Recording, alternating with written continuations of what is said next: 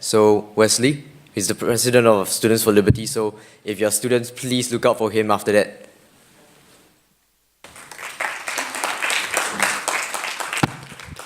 All right, thank you, Joe, for that.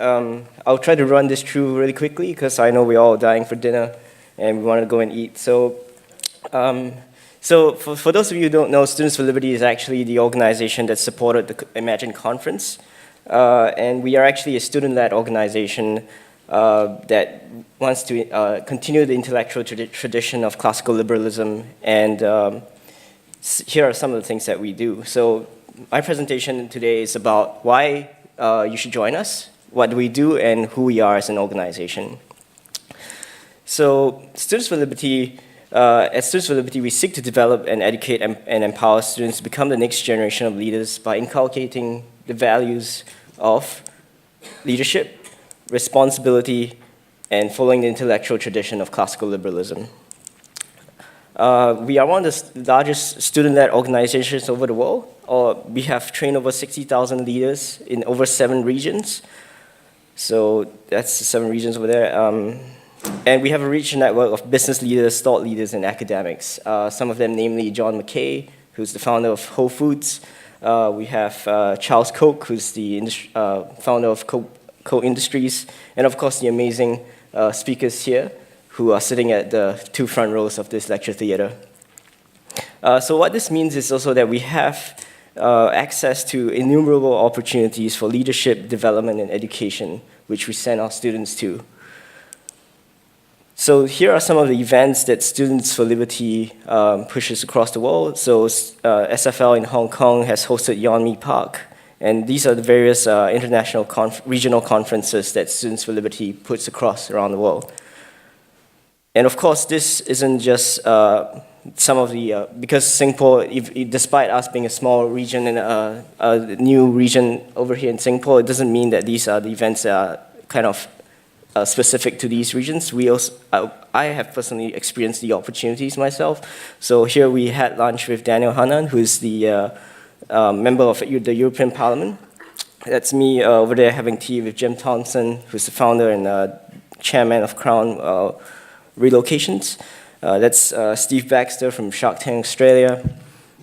That's me. Recently, I just came back from a summer unit in Hong Kong, learning about political economy, and that's all due to the opportunities that SFL has given me.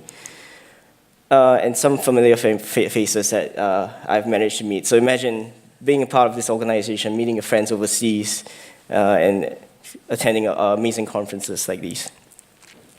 So here's, to get down to the definition, like what do we mean by Students for Liberty, and what is the definition of liberty that we're pushing across? And the liberty that we're talking about is that liberty and responsibility are inseparable. And that's the fundamental principles that we have and we'll like to push out. And I like to quote Hayek, who's one of my favorite economists. It's also Lee Kuan Yew's favorite economist. And he says that liberty does not mean that the individual has both the opportunity. It means that the individual has both the opportunity and burden of choice. It means that he must bear the consequences of his actions and receive praise or blame for them. So here's the definition of the liberty that we're pushing across, and that's academic freedom, the freedom of expression, speech, and research. Economic freedom, we push for freer trade, lower barriers to entry, and competitive markets. The other thing is also social freedom and individual freedom, which is the individual's right to associate or disassociate themselves from individuals or groups, and the right to live the way you want to live your life. So why is liberty important, and why are we pushing this as a student organization? And this is because regressive ideas are constantly being disseminated in academia and media and politics today. And we have seen that this has led to the enticement of dangerous ideas like socialism and communism, the kind of ideas that Lee Skulin has talked about and Tom has talked about, the enticement of inequality. And then there's the call for greater redistribution, welfare checks, while chasing the elusive problem of income inequality.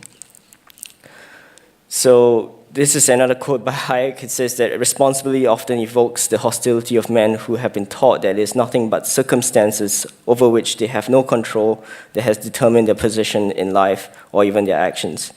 This denial of responsibility is, however, commonly due to a fear of responsibility, a fear that's necessarily become also a fear of freedom.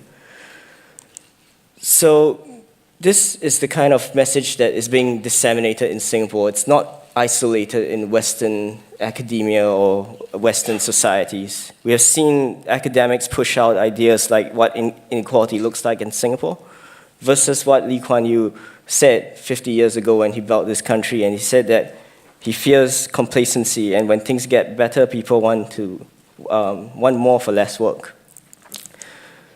So the regressive ideas of postmodernism are not isolated in the West. Left-wing academics are starting to seep into Singapore's education system, disseminating false ideas and poor research.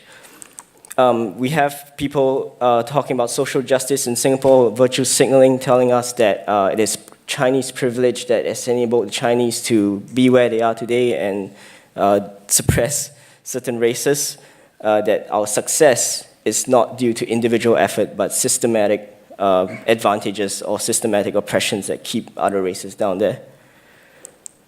And that opposes what Lee Kuan Yew has taught us and brought this country up, and that's meritocracy. And now meritocracy is undermined and threatened all over.